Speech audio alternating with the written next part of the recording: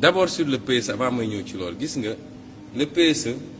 man fi ma jaaxale mooy dañoo bëgg a gëmloo Sénégalais yi nii nous serons émergents suñu réaliser le PSE. xam nga j'ai tendance à dire que les pays émergents tey Chine dañuy wax pays émergent la Turquie dañuy wax pays émergent la Brésil dañuy wax pays émergent la. BRICS. foog nga ni les quelques mesures du PSE là moo ñu yóbbu niveau boobu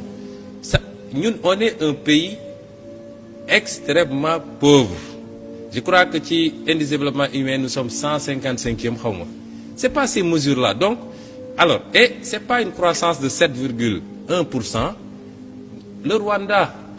Rwanda bi nga xam ne 93 ñi ngi doon dóorante ay jaasi 2014-2017 ils ont tablé sur 11,19%. bien que fi mu ne nii occidentaux yi dañoo dagg financement parce que nee nañ ñoom dañuy jàppale rébellion bi ci Congo. Malgré tout cette année ils ont réagi 8%, le Burkina est à 9%, etc. ñun réew yi ñu rawoon yëpp dañ ñoo raw donc su dee par mesure de prudence moo tax te bañ a digge loo mënul moo tax ñu ne encore que ren on est à 4,6% xaw ma de projection qu'on n'atteindra même pas est-ce que LFR bi ramené wu ko à 3,6% xaw ma mais bref suñu buggee gëm la moo tax def leen plan Sénégal ngeen ut leneen mais émergent bi moom defe naa mënuñu fexe ba avec ce plan là Sénégal nekk ci émergence Marago ñu raw foofu te dugalaguñ ko ci pays émergents yi quasiment donc il faut rester lucide. maintenant ci financement bi ba léegi xam nga déclaration yi am mooy soo buggee initier benn politique boo xam ne ëpp na sa capacité nga dem ne jëli naa xaalis bu bëri ñëpp xam nañ les conditionnalités des occidentaux ak le temps que ça met.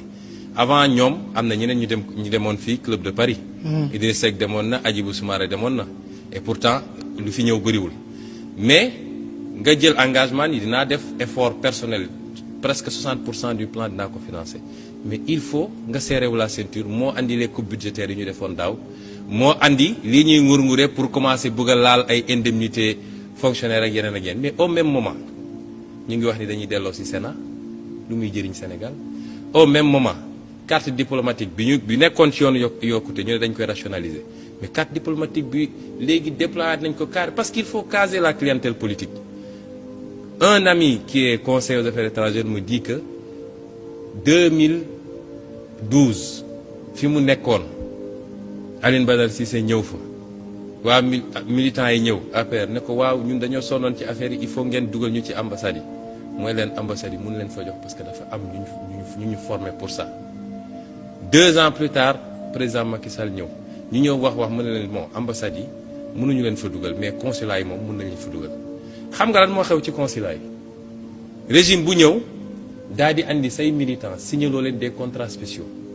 ñu bétonné contrat yi ba nga xam ne beneen régime bu ñëw mënu leen dàq mais bëgg na andi ay personnel am ce qui fait que day am sédimentation personnel boo xam ne day fayeku ñenn ñi nga toog seen kër xamuñu sax lu xew mais dañuy fayeku au même moment.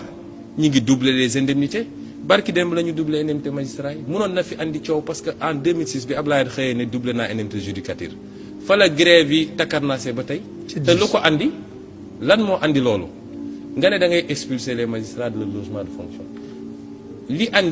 andi surcharge ci logement de fonction yi c'est pas les magistrats parce que magistrat bu ñu loger day perte indemnité de logement am même su amee écart bu ndaw la xam nga lan moo grévé affaire yi personnel politique beeg xaritee ku ne ñu jox la benn appartement conventionné ci turu état bi te ñooñu amaluñu benn njëriñ état bi ce qui n'est pas le cas d'un magistrat ñu au même moment toujours dans cette même dynamique là wax naa ni ñi ngi def des abandons fiscaux yoo xam ne xaalis bu dul jeex la mënoon andil la mënoon andil Sénégal léegi nga jël cas spécifique secteur minier boobu nga wax mais secteur minier bi ça ne rapporte rien au Sénégal dañ leen di defal des conventions sur 15 ans daal leen di exonérer de tous impôts et taxes pratiquement xam nga ban impôt moo ci des impôt retenu sur les salaires yi ngay fay ak BNC mooy soo amee prestataire bu jógee étranger li nga koy fay nga téye ci impôt bi li ci des yëpp dañu leen ko exonérer te xam nga ñooñu au bout de 3 ans d'exploitation pratiquement amortir nañu totalement seen investissement ba di def ay bénéfices u milliards daal di ponctionner nos maigres ressources di ko exporter xoolal ce qui se passe avec la pêche xam nga moi je dis il nous faut être patriote man sama patriote du Sénégal lu tudd patriotisme économique tubaab yi ñuy wax sax ubbi leen seen frontière barki dem le président Macky Sall dem signé APE mun nañ ma ne amuloon le choix parce que su ko defuloon yow maa day imploser mais je dis aujourd'hui APE yooyu c'est quoi